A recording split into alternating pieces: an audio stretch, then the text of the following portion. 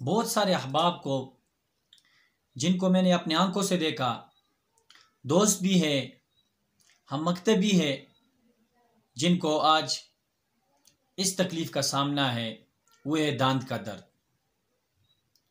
اور بہت سارے لوگ اس میں مبتلا ہے، پریشان ہے، اور بہت سارے میڈیسن وہ استعمال کرتے ہیں اور دانت کے فلنگ کرتے ہیں، اور کچھ احباب تو دانت کو ضائع کر کے نکال لیتے ہیں۔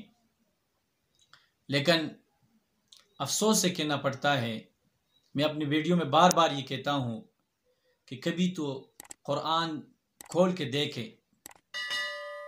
وہ ایک چھوٹا سا واقعہ میں سناؤں گا، پھر آپ کو وظیفہ بتاؤں گا۔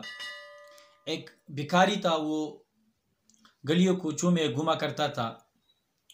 ایک بادشاہ نے اس کو، یعنی بادشاہ کا بہت ترس آیا، بادشاہ نے اس کو اتنا بڑا گملہ دیا، اور گملے میں اس نے بیوی سے کہا کہ اس میں دینار ڈال دے۔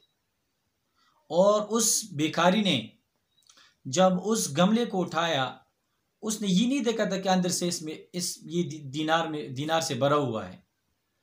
اس نے گملے کو اٹھایا اور سیدھا بھیجا،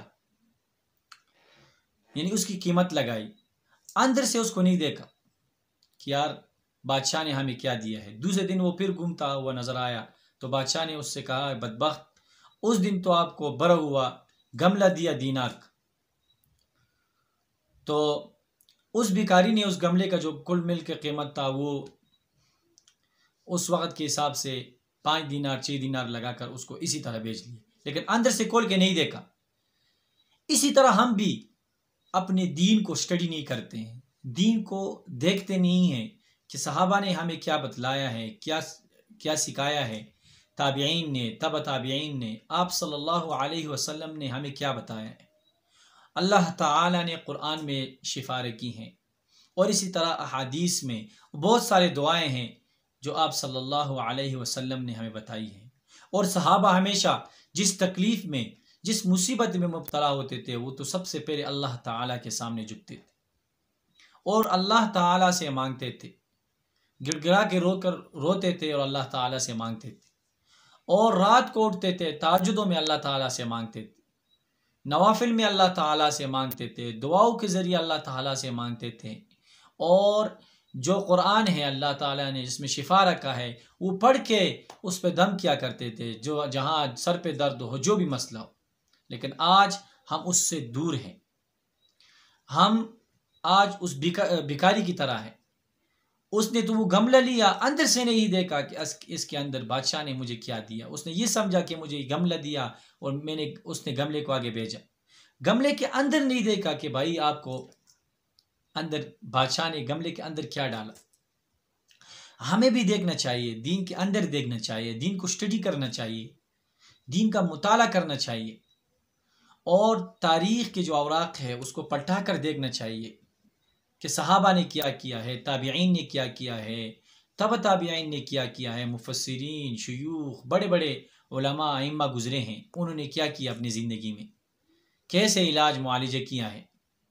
آج کل بہت سارے احباب کے دانت جو ہوتے ہیں گر جاتے ہیں اور درد میں مبتلا ہوتے ہیں، مختلف فیلنگ کرتے ہیں اور اس سے زیادہ مصیبت میں مبتلا ہوتے ہیں، تو میڈیسن استعمال کرتے ہیں، لیکن وہ ہی نہیں دیکھتے کہ میرے رب نے قرآن میں شفا رکھا ہے۔ آج جو وظیفہ میں آپ کو بتا رہا ہوں، اسکرین پہ آپ دیکھ سکتے ہیں، قرآن کی آیات ہیں، 29واں پارہ تبارک الذی میں یہ آیات ہیں۔ پہلی صورت میں والذی انشأکم وجعل لکم السمع والابصار والافئدہ قلیلا ما تشکرون، یہ آیات ہے، آیات نمبر 23۔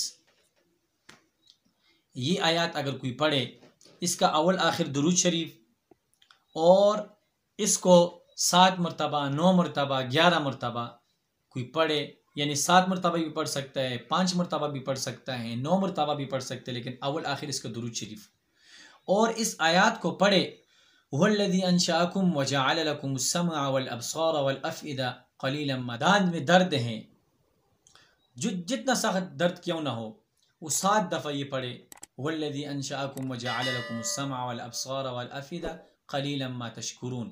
یہ پڑھے اور شہادت انگلی پر دم کرے اور تھوڑا سا لعاب لگائے اور اس دان پہ ملے، ایک طریقہ. دوسرا طریقہ یہ ہے وہ اول آخر درود شریف پڑھے اور انگلی جو ہے وہ دان پہ رکھے اس طرح، تو اللہ تعالیٰ اس کو شفا دے گا اور وہ دان جو ہے اس پہ کبھی بھی درد نہیں آئے گا. تو آزمایا ہوا نسخہ ہے، قرآن میں اللہ تعالیٰ نے شفا رکھا ہے. تو اس وظیفے کا آپ سب نے وہ کرنا ہے. اللہ تعالیٰ ہم سب کا حامی و ناصر ہو. السلام علیکم.